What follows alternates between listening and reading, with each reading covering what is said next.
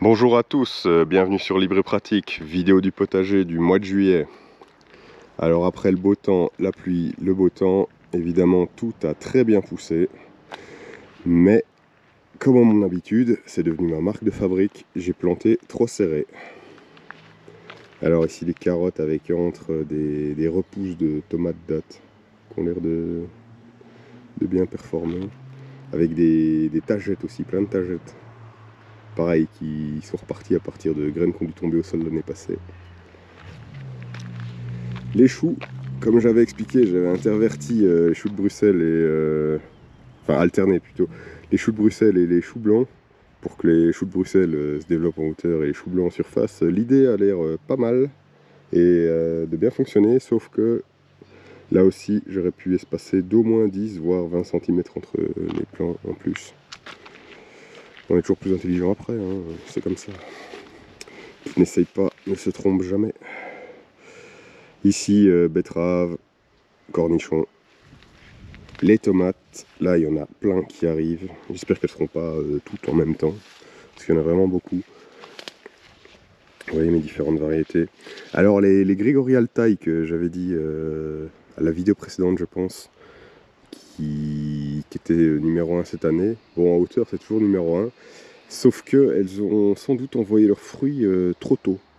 Et j'ai dû en arracher plein qu'avec le cul noir. Donc on attend fin de saison pour tirer des conclusions, mais voilà. Vous voyez ici, voilà.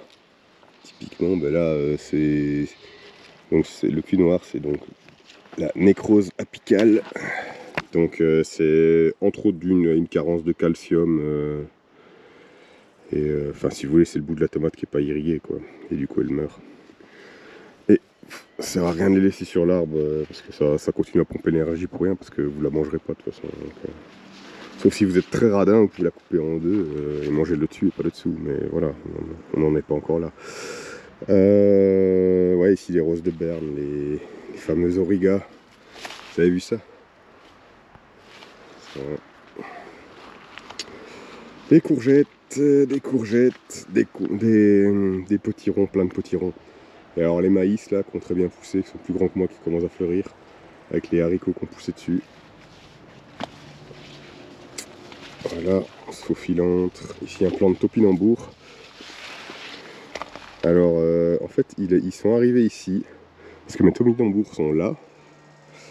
Et l'année passée j'ai eu des campagnols qui ont bouffé quasiment tous les topinambours, parce que j'avais une idée, un projet de vidéo que je ferai sans doute l'année prochaine, que j'ai pas pu faire parce qu'il n'y a plus de récolte de topinambours. Et donc il y avait des galeries de campagnols sous terre, et ces petits malins ils s'amusent à aller faire des stocks dans leur base, dans leur galerie de Viet Cong. Et j'avais des topinambours, il y en a un qui a poussé là, mais j'en avais plein dans le bac à tomates qui n'arrêtait pas de sortir, quoi. Donc ça arrivait là comme ça. Donc ici, vous avez la face nord de mes haricots.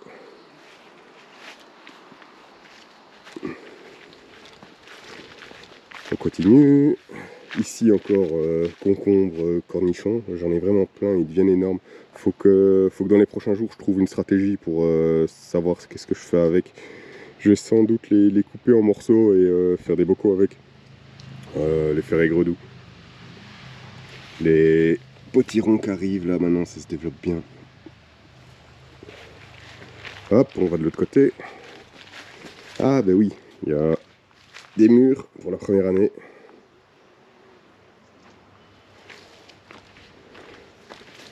Et alors en pot, j'ai refait comme l'année passée les piments, hein. Ça va pas trop mal. Bon, il y en a qui sont plus beaux que d'autres. Et alors les aubergines, ça fonctionne bien en pot aussi. Vous voyez.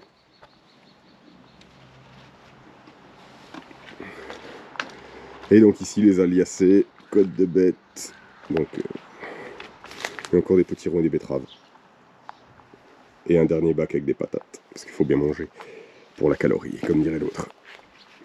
Si cette vidéo vous a plu, mettez des pouces, mettez des commentaires, et à tout bientôt. Ciao ciao.